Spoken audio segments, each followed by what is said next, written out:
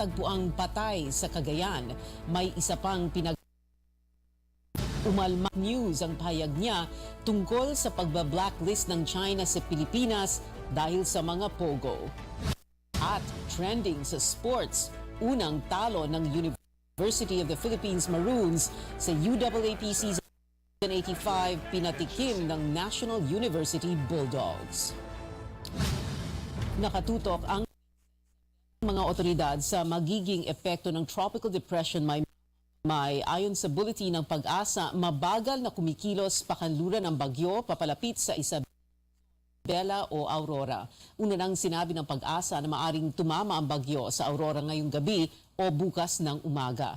Malakas ng hangin at alon sa ilang ng Coast Guard sa Apari, Cagayan. Alamin natin ang sitwasyon sa probinsya live mula sa Tuguegarao City ang aming correspondent na si Stanley Gaheta. Stanley, kamusta na dyan? Pia, bagamat hindi kasing lakas ng bagyong Karding ang nararanasan dito, ay patuloy pa rin naman ang paghahanda ng mga taga rito. Better safe than sorry nga ang naging panuntunan na ng mga bayan at lungsod dito sa probinsya ng Cagayan. Nag-anunsyo na nga ng suspensyon ng klase ang lungsod ng Cagayan, ng Tuguegarao dito sa Cagayan kaninang hapon. Suspendido na rin ang pasok ng government offices para masiguro ang kaligtasan ng lahat bago magpakawala ng tubig ang Magat Dam kaninang alas 4:30 ng hapon. Ang pangamba nga, umaabot ng 6 na oras bago maramdaman ang paglaki ng tubig sa Cagayan River na sakop ng lungsod. At inaasahan nga na mamayang gabi ay lalaki ang Cagayan River. Umaabot sa 10 barangay sa lungsod ang lumulubog kapag patuloy ang pag-ulan at paglaki ng mga ilog. This is the cash basin of all 49 barangays po ng Tuguegarao City. Of course, the rains are here. Nandyan ho, natatakot tayo kahit paano kinakabahan tayo na biglang taas ang tubig gaya ng mga nangyari ng mga nakaraang taon. Samantala, bagamat naglabas ng no-sale policy ang provincial government ng Cagayan noong Lunes, 2 mangingisda ang naiulat na casualty. Ang 40 taong gulang na mangingisda na si Richard Mangrubang ay iniulat na nawawala nang pumalaot ito madaling araw noong Lunes patungo sa Palawi Strait. Hindi pa ito natatagpuan hanggang sa mga oras na ito. Isa pa ring mangingisda na kinilalang si Marshall Bautista ang natagpuan namang patay sa bayan ng Bugay. Naglayag siya ayon sa PNP Bugay kahapon ng madaling araw. Napag-alamang tumaob ang bangkang ginamit niya sa paglalayag. As of 5 p.m. nagsagawa ng preemptive evacuation ang ilang mga bayan at aabot sa 281 individual ang lumikas at kasalukuyang nasa mga municipal at barangay gym at designated evacuation centers.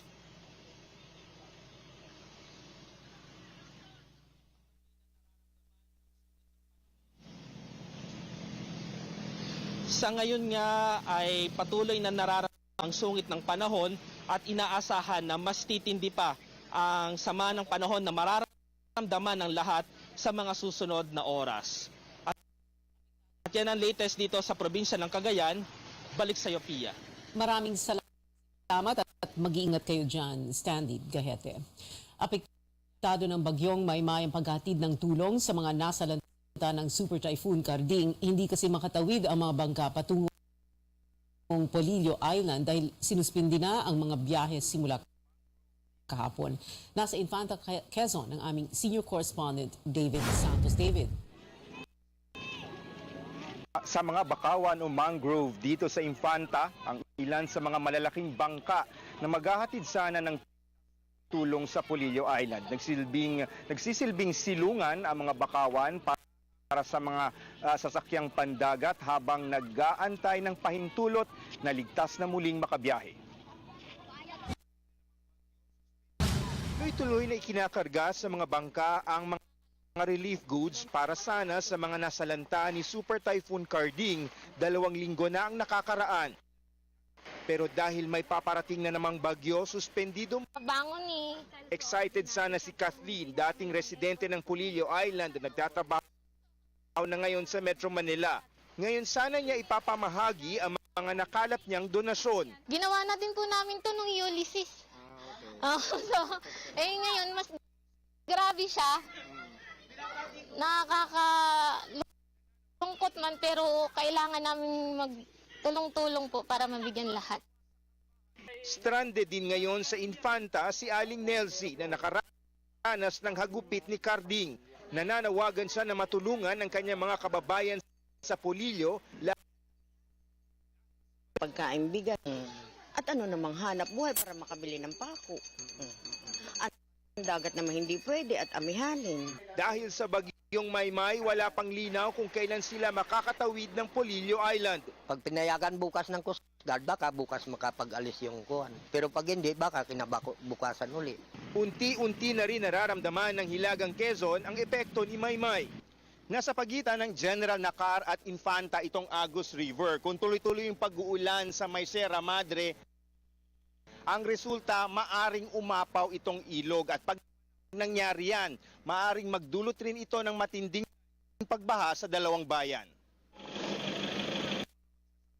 Sinusulit ng mga magsasaka ang maaraw na panahon para anihin at patuyuin ang kanilang tanim na palay. Sa ilang sakahan sa Infanta, tila walang pahinga ang mga magsasaka sa pag-aani. Yung dumapang ako yan. Samantala, suspendido pa rin ang pasok sa eskwela mula kinder hanggang grade 12. Sa bayan ng General Nakar, nakastandby ng ilang rescue equipment, bagamat wala pa namang pinapalikas na mga residente na nakatira sa tabing ilog at dagat. Sakaling magkaroon ng storm surge o daluyong, hindi raw ito magiging gaanong kalala. Tila raw nagsisilbing buffer ang Polillo Island para sa mga bayan ng Infanta at General Nakar. Sa kanila. Umaasa nga ang mga taga-Polillo na hindi na magiging kasing tindi ni Carding itong si Maymay, bagamat di maiiwasan na mangamba, nakikisilong na muna yung mga nasa lanta ni Carding sa mga may mas matitibay na bahay o struktura sa Polillo para makaligtas sa paparating na bagyo. Pia. Yan si David Santos, nag-ulat ng live. Ingat kayo dyan, David. Narito ang update sa bagyong Maymay. Kumikilos na ang tropical depression, pakanluran o sa direksyon ng Aurora at ngayon kumikilos na ang bagyo sa bilis na 10 kilometro bawat oras. Huli itong nakita 180 kilometers silangan ng kasiguran Aurora na panatili ng tropical depression ang bilis ng hangin 45 kilometers per hour at bugsong 55 kilometers per hour. Nakataas ang signal number 1 sa eastern portions ng Isabel at Quirino maging sa northern portion ng area ang bagyo maglandfall. Ito rin ang dahilan kung bakit nabawasan ang mga lugar na may tropical cyclone warning signal. Nagbabanta rin na pumasok sa bansa ang isang tropical depression na nasa silangan ng northern Luzon. Posibleng pumasok ito sa Philippine Area of Responsibility bukas at tatawaging Neneng. Nakamonitor din ang pag-asa sa isa pang low pressure area na nasa kanluran ng San Jose Occidental, Mindoro. Itinaas na ang alert level 1 sa Mount Bulusan sa Sorsogon ayon sa FIVO ang higit 100 mahihina at mabababaw na lindol kaninang umaga at quote increased hydrothermal activity. Umalingasaw din daw ang amoy ng asupre nitong mga nakaraang araw. Pinaalalahanan ng mga residente roon bawal pumasok sa 4-kilometer level 2 sa Mayon Volcano sa kalapit na probinsya ng Albay dahil sa umano'y increasing unrest nito. Susunod, ilang opisyal ng Environment Department sinabon sa Senate budget hearing at plano ng MMDA na exclusive lanes sa mga riders. Ubra kaya? Yan at ilan pang mga storya. Tutukan sa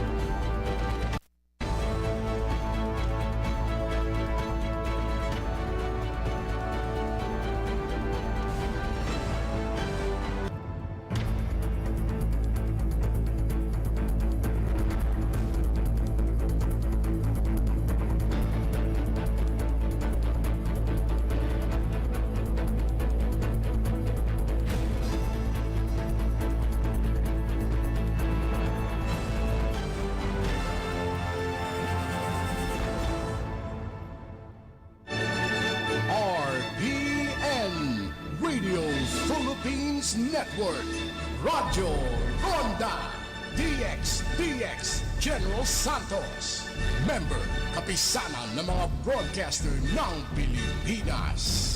Mas tulong lakas, Radyo Ronda Nationwide. That time check was brought to you by ACS Manufacturing Corporation, ISO certified world-class quality. ACS. That news was brought to you by ACS Manufacturing Corporation, ISO certified world-class quality. ACS. Don Ricardo's Chocolate. Don Ricardo's Chocolate. Ang original o walay kapareho nga made in Jansan. Ang tsokolate nga kung imong matiluan, mapapawaw ka sa kalami. Tungod kay, mala-imported ang kalami. Ang Don Ricardo's Chocolate gigama sa pure cacao o kini handmade mismo ni Don Ricardo. Gawa sa chocolates. Aduna usab sila'y putumaya, aros con champurado, kundiin, mapapawaw usab ka sa kalami tungod pinasahi ang timplada niini. Don Ricardo's Chocolate. Don Ricardo's Chocolate. Tatak General. Ang Don Ricardo's Chocolate Shop makitaan sa second floor SM General Santos. Doon na usab sila'y branch sa second floor KCC Veranza Mall o sa Diversion Road going to airport Barangay Apopong. For your orders and inquiries, you may contact at 0945-402-8196. Atong suportahan ang produktong lokal gikan sa Jansan.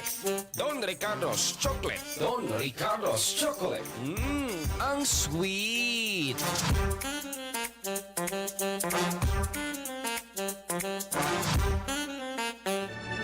RPN Radio Philippines Network, Radyo Ronda, DX General Santos, member kapisanan ng mga broadcaster ng Pilipinas.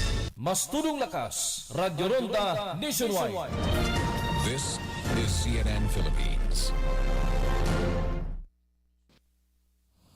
Sagot ng DENR, ECC pa lang ang ibinibigay at ng Office of the President. Nangako ang ahensya na susuriin ito ang kanilang reclamation policies.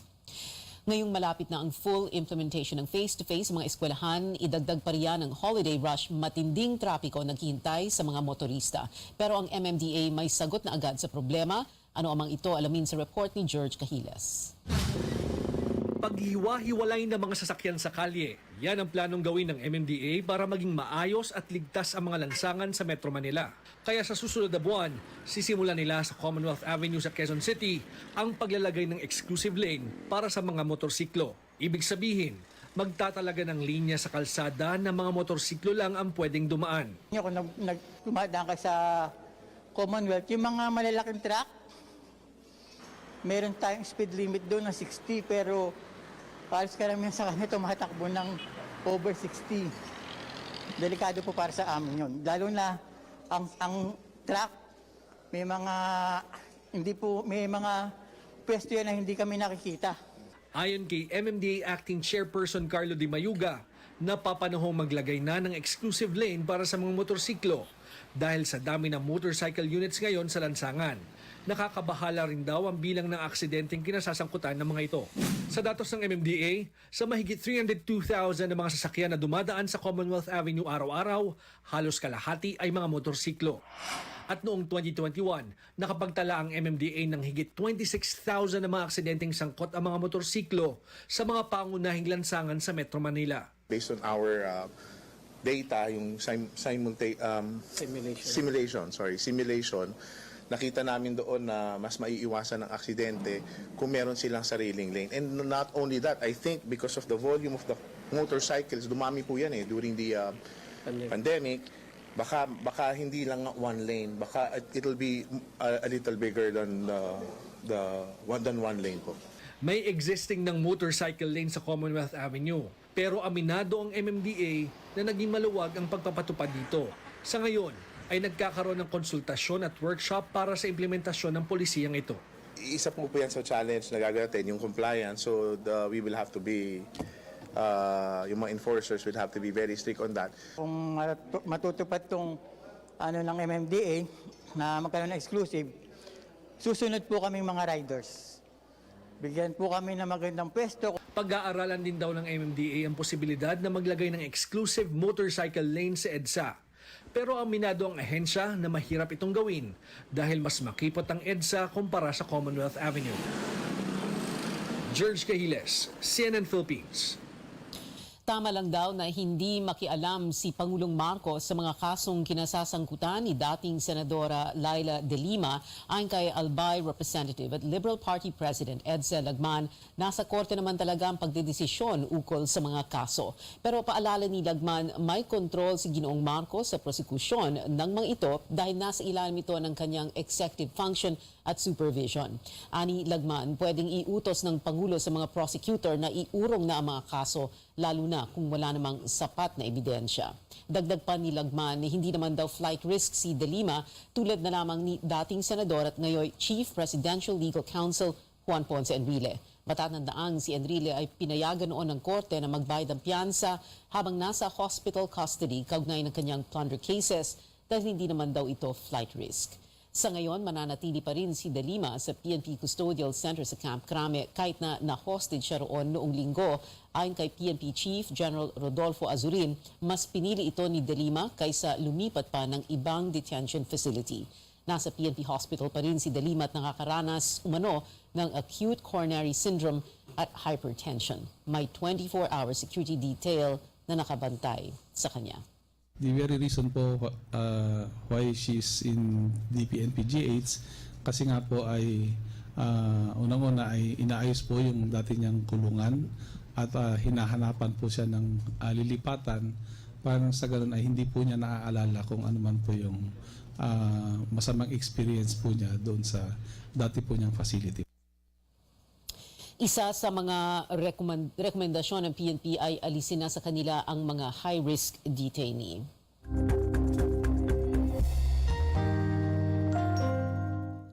Ating kausapin si Albay Representative at Liberal Party President Edsel Lagman. Magandang gabi po sa inyo, Congressman Edsel. Thank you very much for joining us tonight. Ay, Pia, magandang gabi sa iyo.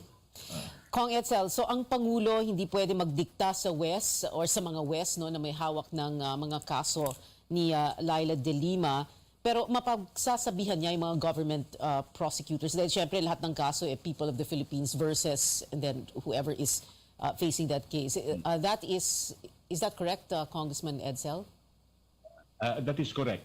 Kailangan merong distinction between adjudication ng criminal cases, which is with the courts, and yung prosecution of criminal cases na iyan isang executive function na merong supervision and control ang ating Pangulo as head of the executive department pursuant to the Constitution. And of course, Kong Edsel, yung mga government prosecutors nasa ilalim ng Department of Justice, which is of course under the Office of the President. That is correct. If the Secretary of Justice has control and supervision over the prosecution of criminal cases, with more reason, the principal himself, the President, has control and supervision. Kaya pag sinabi ng Pangulo na yung mga prosecutors kailangan na magpala ng motion to dismiss sa isang criminal case sapagkat walang sapat na ebidensya, iyan ay hindi interference sa husgado. O kung ang sabihin ng Pangulo through the Secretary of Justice na yung motion for bail ni Senator De Lima ay kailangan wag nang i-oppose ng prosecutors, iyan ay hindi meddling with the courts. Iyan ay within the jurisdiction ng executive department because the prosecution of cases is an executive function.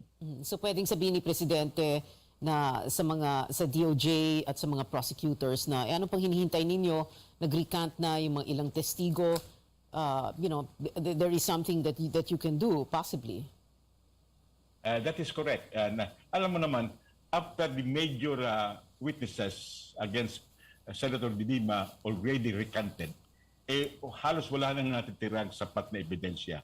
The prosecutors are brandishing straws against Senator De Lima at hindi yan tama sapagkat ang prosecution should be able to give justice and due process to an accused. Kapag talagang wala ng ebidensya ang prosecution, sila mismo should file a motion to dismiss the case.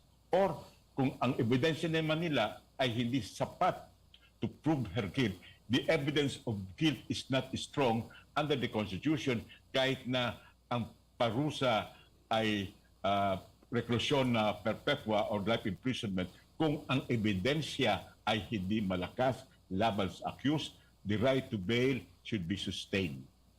Iyan ay karapatan ng lahat.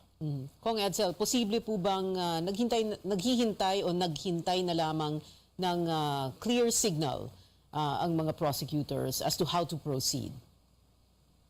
Palagay ko, either they will have to wait for clear signal from the Secretary of Justice or the principal of the Secretary of Justice, who is the President, or they themselves, motu proprio, can tell the Secretary of Justice or the President that they don't have a case anymore against Senator De Lima, or that they are not going to post anymore a right to bail.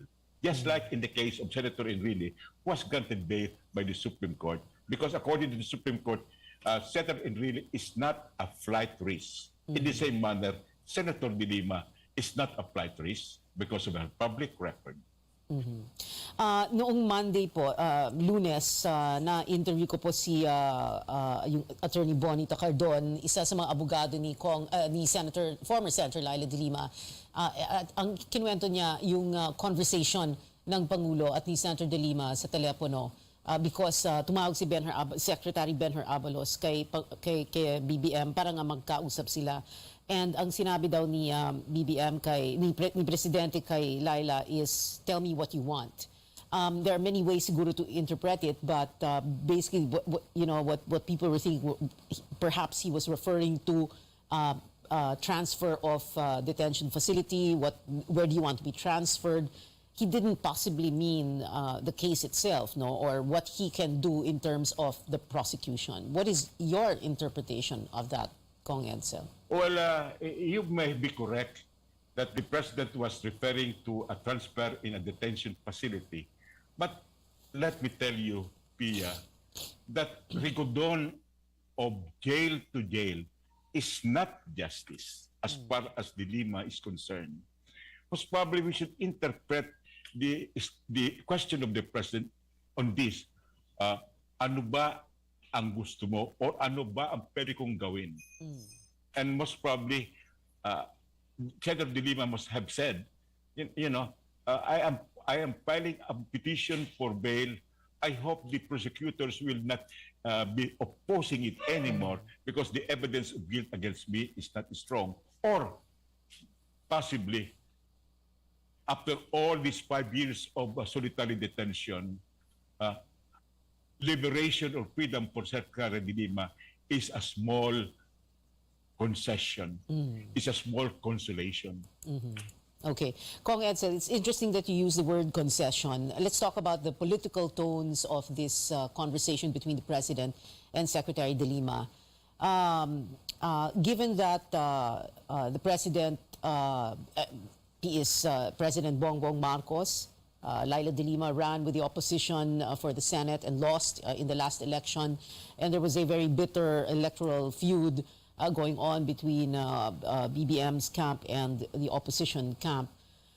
Was this a scenario of President Marcos reaching out to the opposition in a sense, in the manner of dahil sinasabi naman niya pa ulit-ulit the theme of his campaign, unity? Was this the objective perhaps? Well, I would like to believe that can be the objective, because justice should be above partisan politics. Hindi naman sinusukat ang hustisya sa politika. Kailangan magkahiwalay ang politika sa hustisya.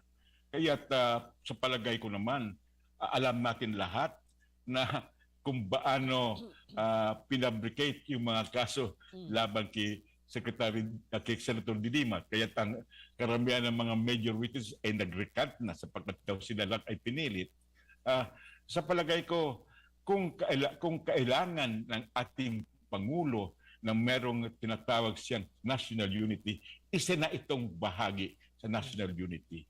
Yung mabigyan ng hustisya ang mga oppressed at yung mga marginalized, at ito na si Senator De Lima ay representative na ng mga oppressed na talagang inalisan ng karapatan na manatiling libre o meron silang freedom sapagkat 5 taon na mahigit siya ay nakulong sa solitary confinement. You're right, Kong Edsel. Politics separate from justice, of course. But we have to consider also, and it was a very interesting turn of events to learn that the president did speak to her because he could have chosen. Pwede niyang sabihin na ayoko siyang kausapin kasi opposition yan. Pero tinawagan pa rin niya, kinausap pa rin niya, sinabihan niya ng tell me what you want, kinamusta niya, right? That was a very good gesture on the part of the president. Most probably, this good gesture must be followed up either by the government not opposing her petition for bail or the government seeking the dismissal of the case against her because there are no credible evidences against Secretary De Lima. But that is a good start. And I think the president should follow up with this virtuous extension of the hand of peace to one who ran under the opposition in the last election. A good start, like you say. Maraming salamat po sa inyo, Congressman Edsel Lagman. Thank you, sir.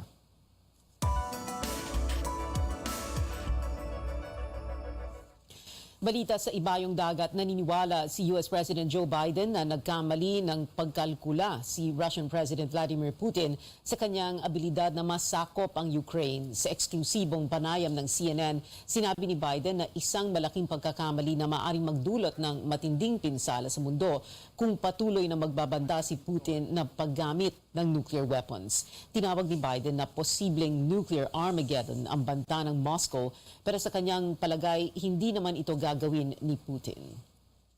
I think he is a rational actor who's miscalculated significantly. I think he thought, you may recall, I pointed out that they were going to invade, that those 100,000 or more troops there, and no one believed that he was going to invade Ukraine. You listen to what he says. If you listen to the speech he made after, when that decision was being made, he talked about the whole idea of he was needed to be the leader of Russia that united all the Russian speakers. I mean, I just think it's irrational. Binalaan din ni Biden na may mabigat na kapalit ang pakikipagpartner ng Saudi Arabia sa Moscow matapos nitong ianunsyo na babawasan ng Saudi ang produksyon ng langis. Ngayong linggo, naglunsad ang Russia ng pambobomba sa iba't ibang panig ng Ukraine na ikinasawi ng 19 habang higit 100 naman ang sugatan. Sa United Kingdom, inanunsyo ng Buckingham Palace na magaganap ang koronasyon ni King Charles III sa May 6 sa susunod na taon. Sinabi ng Buckingham na isang modernong seremonya ang idarao sa Westminster Abbey sa London kung saan ginanap ang mga naunang koronasyon. Ang Archbishop ng Canterbury mangunguna sa seremonya, kasama din sa pagdiriwang si Camilla ang Queen Consort. Gagawin daw ito sa 2023 para mabigyan ng pagkakataon na makapaghanda habang pinagluluksa pa rin ang pagpanaw ng ina ng hari na si Queen Elizabeth II. Nakamit ni Charles ang trono sa edad na 73. Sa Myanmar, isang korte doon ang nag-extend ng 30 taong pagkabilanggo sa pinatalsik na leader na si Aung San Suu Kyi. Ayon sa isang source ng CNN, magiging 26 na taon na ang itatagal niya sa kulungan para sa kasong corruption. Ito na ang pinakahuling ibinabang parusa sa 77-year-old Nobel Peace Prize winner na lumaban sa dekadang pamumuno ng militar sa Myanmar. Matatandaang nahatulang guilty si Suu Kyi sa pagtanggap ng $250 milyon o halos 30 milyong piso suhol umano mula sa isang negosyante. Ayon sa mga abogado ni Suu Kyi, itinatanggi niya ang paratang at politically motivated lang daw ang kaso. Nakakulong siya ngayon sa Kapitolyo ng Myanmar, ang Naypyidaw.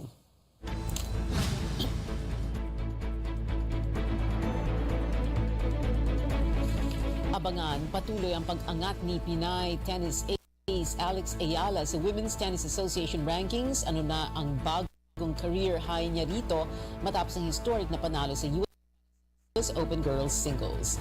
At ang American pop star na si Christina Aguilera maglalabas daw ng bagong music video para sa sikat niyang self-love anthem na inilabas noong 2002. Ang detalye niyan dito sa CNN Philippines.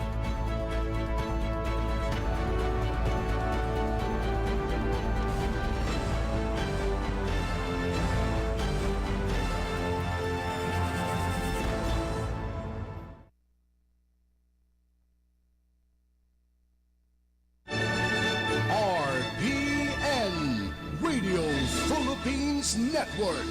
Radyo Ronda DX General Santos.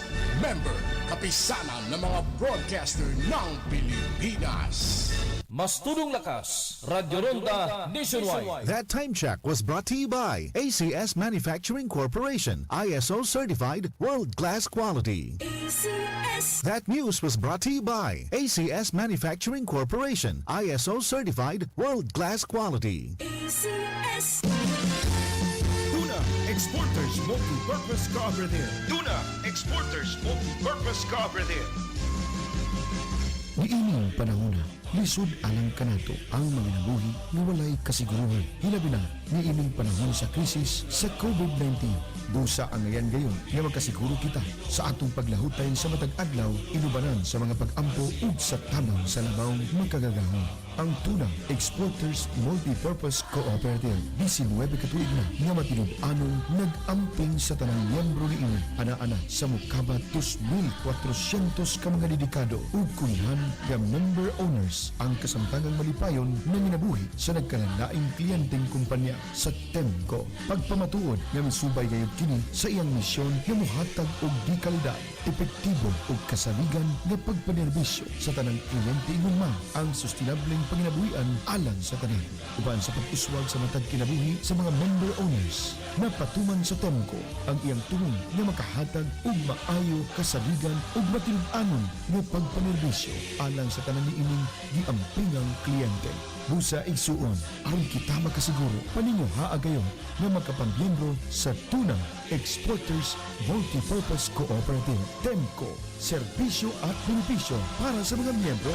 Yan ang Temco. Sa tambal nga barato. Rojon Pharmacy ta. Sa tambal nga bag-o. Rojon Pharmacy ta. Sa tambal nga kompleto. Rojon Pharmacy ta. Sa paspas nga serbisyo. Rojon Pharmacy ta. Sa duulang maadtuan. Rojon Pharmacy ta. Branded man o generics, dito sa Rojon meron. Rojon Pharmacy, perme barato. Sa una pa, hantod karon.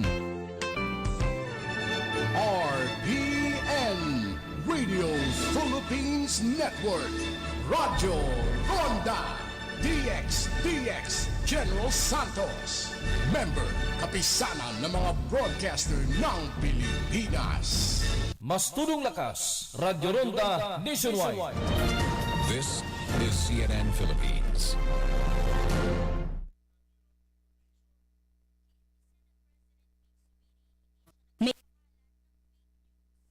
May banta daw talagang ilagay ng China ang Pilipinas sa blacklist nito ng mga bansang hindi dapat puntahan ng mga turistang Chinese. Dahil sa talamak na operasyon ng Philippine Offshore Gaming Operators o POGO, nakakapagsugal ang mga Chinese kahit illegal ito sa China. Ani Zubiri, nakalulungkot daw na tinawag ng China na misinformation o maling impormasyon ang mga pahayag niya.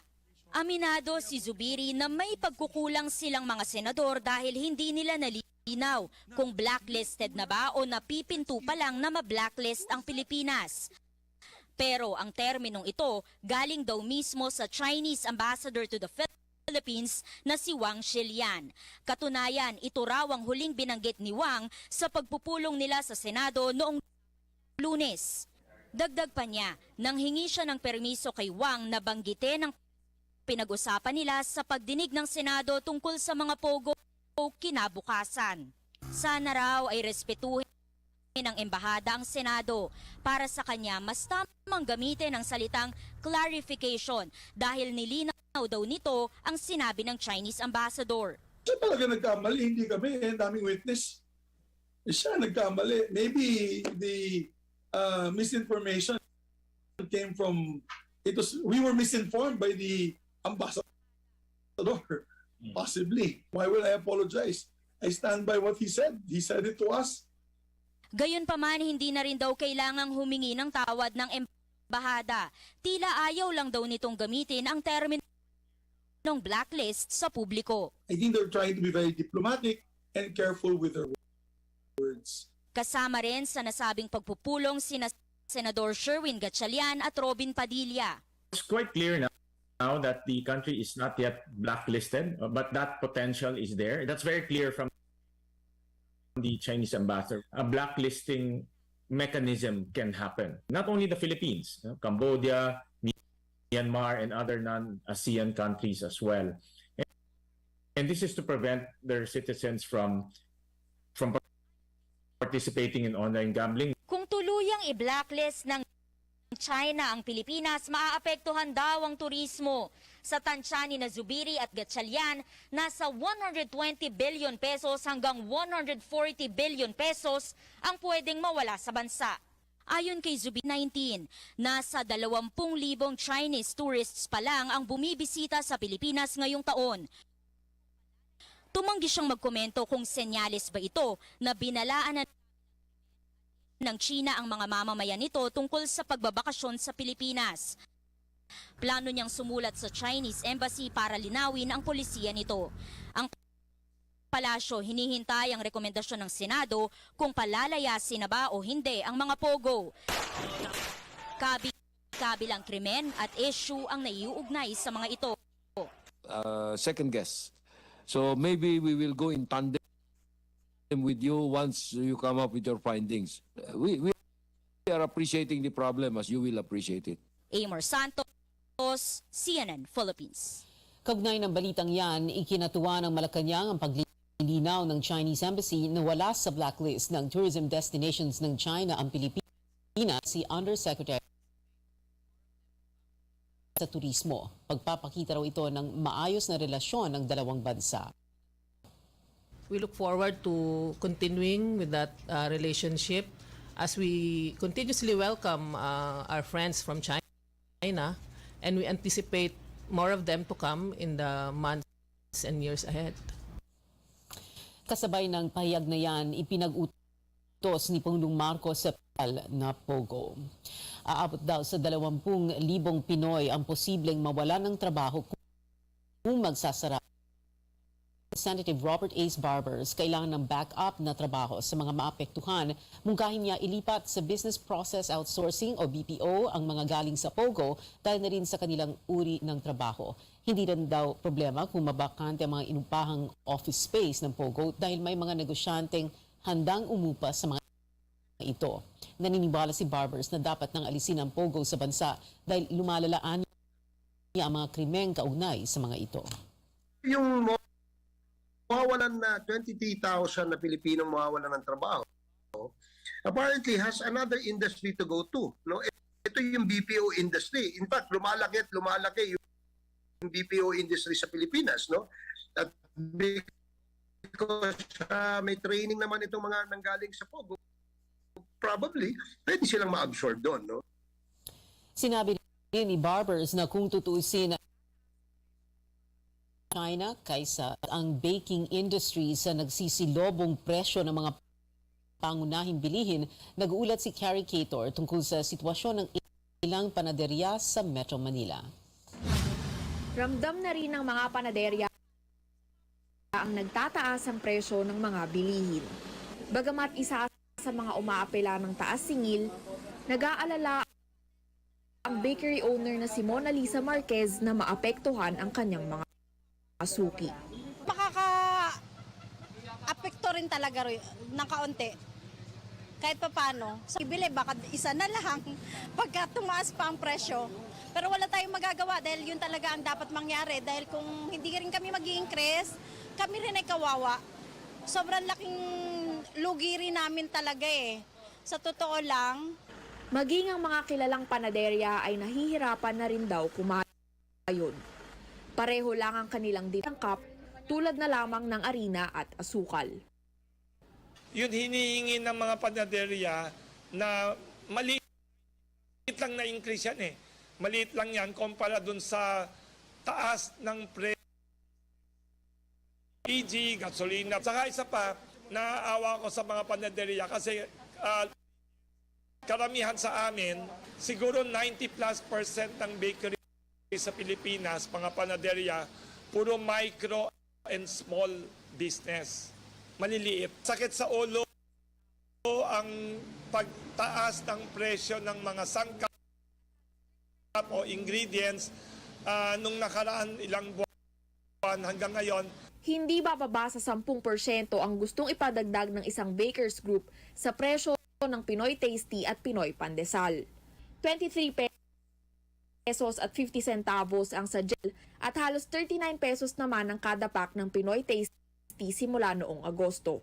Sakaling maaprubahan ng petisyon ng Philippine Baking Industry Group, tataas ang singil sa Pinoy Pandesal sa halos 28 pesos at ang Pinoy Tasty sa halos 43 pesos.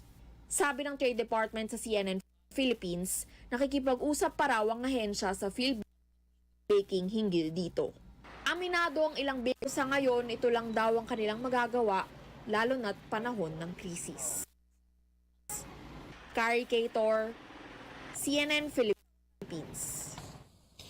Ilang senador ang naniniwala ng dapat pag-aralan kung dapat pang ipagpatuloy ang Pantawid Pamilyang Pilipino program ng Social Welfare Department. Anila, baka raw hindi epektibo ang programa para mabawasan naman.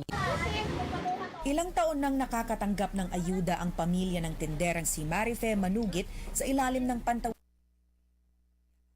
Pamilyang Pilipino Program o 4Ps. Aniya, 1,600 piso kada buwan ang nakukuha nila. Nakakatulong naman daw itong pangsustento sa pag-aaral ng isang anak. Malaking bagay po, dahil pambaon ng anak ko, pag wala ako, hindi ako nakapagtinda.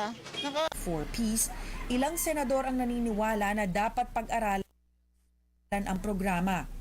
Sa 2023 budget hearing ng Social Welfare Department, kinwestiyon ni Senator Amy Marcos kung talaga bang nakakatulong ang 4Ps na mabawasan ang kahirapan sa bansa.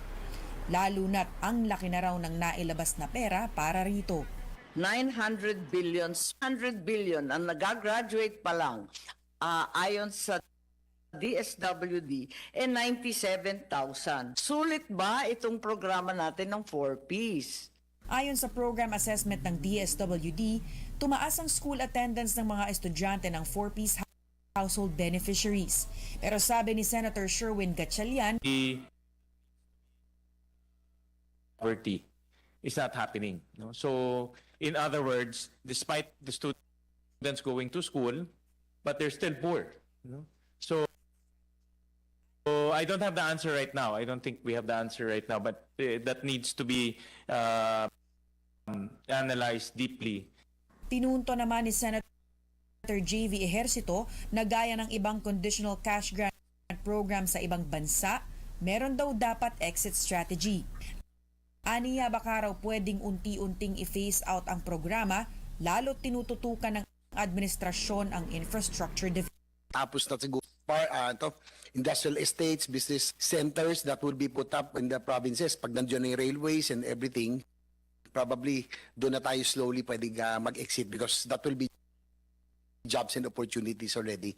Unang ipinatupad ang 4Ps noong Arroyo administration. Sinabi din ng Commission on Audit na kailangan pag-aralan ng pagiging epektibo ng 4Ps sa poverty reduction. Sa isang pag-aaral mula 2008 hanggang 2021, napag-alaman ng COA na 90% o mahigit 3.8 million ng 4.2 million active household beneficiaries ng 4Ps ay nananatiling pagtanggap at duplicate sa 4Ps database ng DSWD.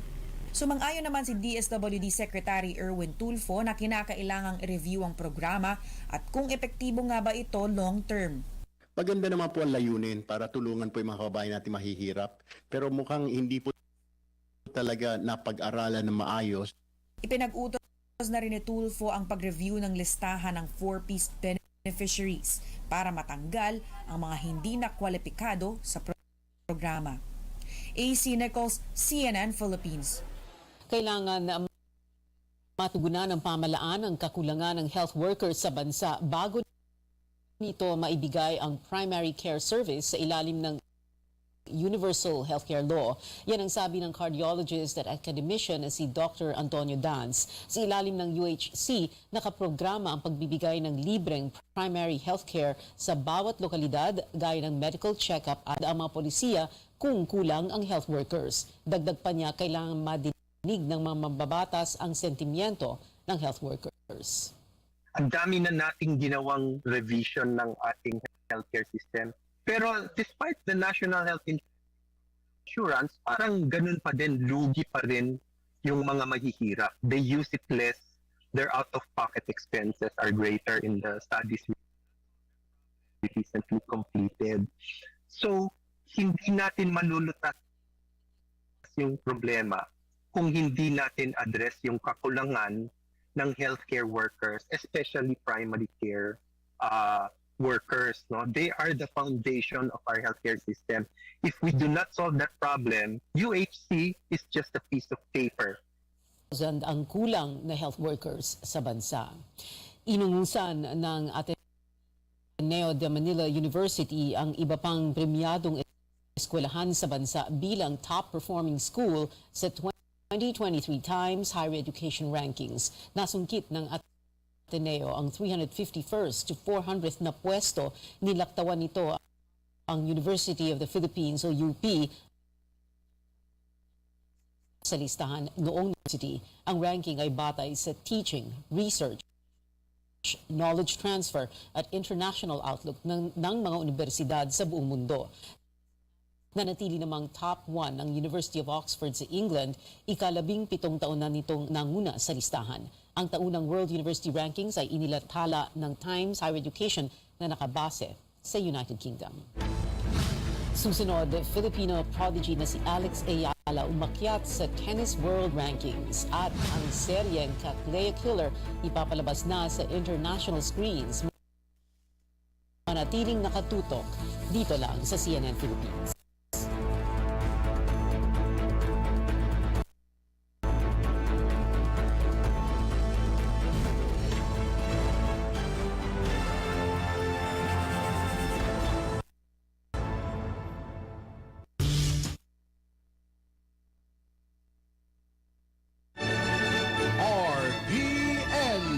Radio Philippines Network, Radyo Ronda, DX General Santos, member kapisanan ng mga broadcaster ng Pilipinas.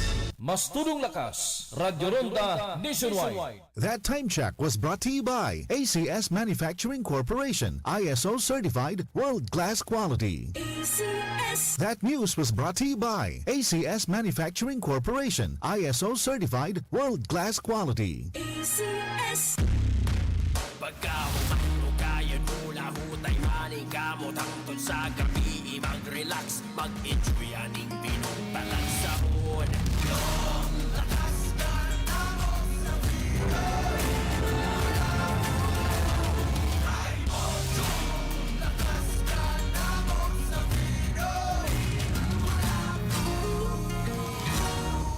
Vino Colafo, lakas ka namo. Drink responsibly. Sinati ang buhay o tinud-anay sa EXL Magabuhay Plus Dietary Supplement. Your all-in-one health and wellness partner. Warren Lumba, 40 ang edad, taga Banglasan, Bukidnon. Ako ang sakit sa wala pa ko naginom og EXL Magabuhay Plus. Pag aslom sa kuto-kuto, mas stress na dayon ko. Sige ko, digwa, mugawas sa baba, aslom. Mahalang ide-edre sa tutunlan. Na ako'y ginabati nga mubawas ko dugo. Pinaka-major na ako nga gibati. Sa pag-inom na ako sa EXL Magabuhay, na regular na ang pagkatulog. Wala na ko nagsige og digwa, suka, wala na nangaslom ang akong pangginawaan. Pagtanaw na ko sa mahugaw, wala na idugo. Sa isa ka adlaw, kaysa na lang ko. Maintinar na lang EXL Magabuhay dako kaayo ning mamahimong partner. Dagang kaayong salamat. Magabuhay!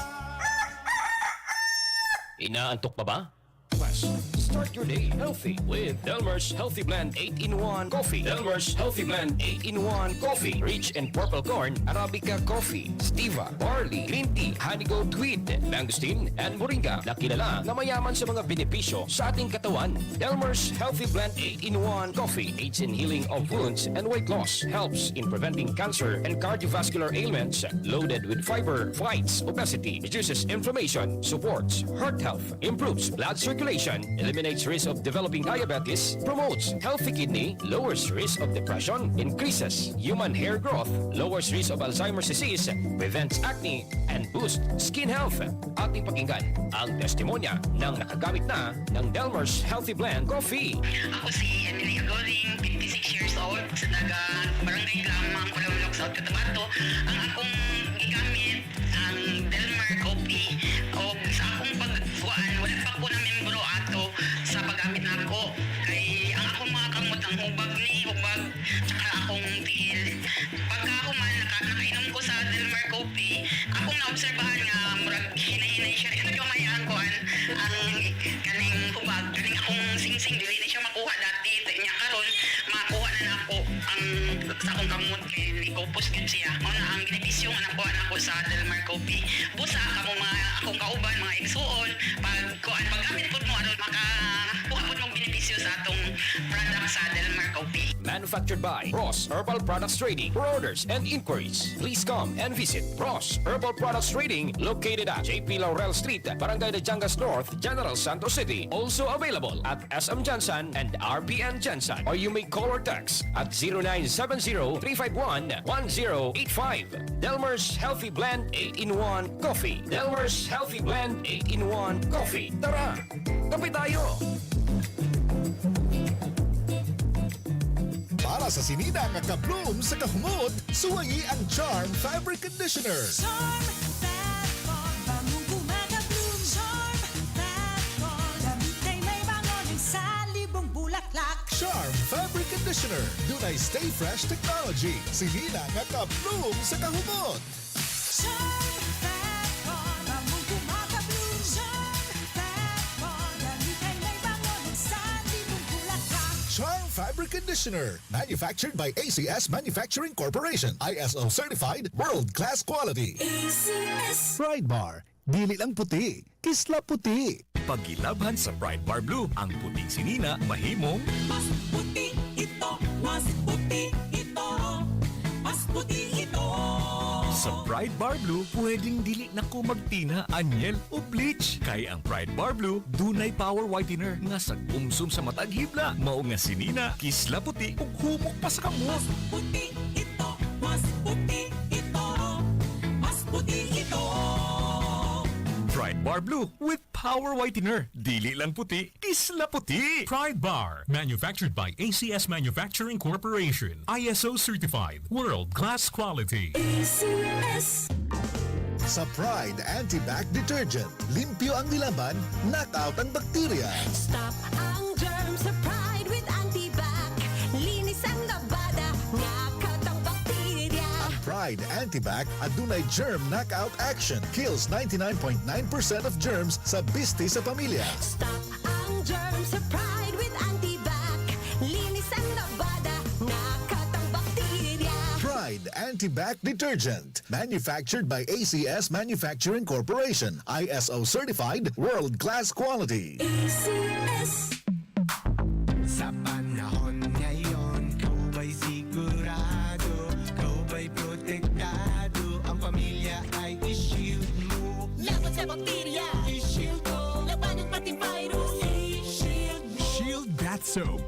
High ang 99.9% of bacteria and virus tested. Believe ang mga eksperto sa Philippine Nurses Association. Sa sakit protektado, i-shield mo. Pamilya protektado, i-shield mo. Shield Bath Soap, manufactured by ACS Manufacturing Corporation, ISO certified world-class quality. ACS. Ang buhay ay masaya pag ang hugasin ay easy, lalo na sa masebong kaldero at kawali. Kaya mag-Smart Dishwashing Paste, pang heavy-duty hugasin. Ang galing, galing, galing. Smart! Yan ang Smart Dishwashing. May double tanggaling formula, tanggal galingan sebo at bakterya. Kaya ang Smart #1 Dishwashing Paste. Ang galing, galing, galing. Smart! Yan ang Smart Dishwashing. Smart Dishwashing Paste, manufactured by ACS Manufacturing, ISO certified world-class quality. Para di madaling masira ang ngipin ng pamilya, ngayon pa lang, Unique toothpaste for brushing every after kumain. dahil ang unique toothpaste, may Max Protect formula. Ngipin ay Max Alaga, Max Protektado pa. Help stop cavities even before they start, while keeping breath fresh with regular use. Unique toothpaste for brushing para siguraduhin ngipin ay Max Alaga, Max Protektado pa. Unique. Max Alaga, Max Protectado with unique toothpaste maximum fluoride protection. Manufactured by ACS Manufacturing, ISO certified world-class quality. ACS. Boom, papaya, white rose papaya, yeah, yeah, yeah. Boom, puti ka in 7 days, oh yeah, yeah, yeah, yeah, yeah, yeah, yeah. White rose papaya. New White Rose Papaya na ay double whitening sa papaya extracts and vitamin B3. Clinically proven yung makaputi in as early as 7 days with regular use. Boom, puti ka, white rose papaya, yeah, yeah, yeah, yeah, yeah. Papaya puti, papaya fast. White Rose Papaya with vitamin B3. Manufactured by ACS Manufacturing Corporation. ISO certified world-class quality. ACS. RPN Radio Philippines Network. Radyo Ronda DX General Santos. Member, kapisanan ng mga broadcaster ng Pilipinas. Mas tulong lakas, Radyo Ronda Nationwide. RPN Radio Philippines Network Radyo Ronda DX Jensen is a proud member of Kapisanan ng mga broadcaster ng Pilipinas.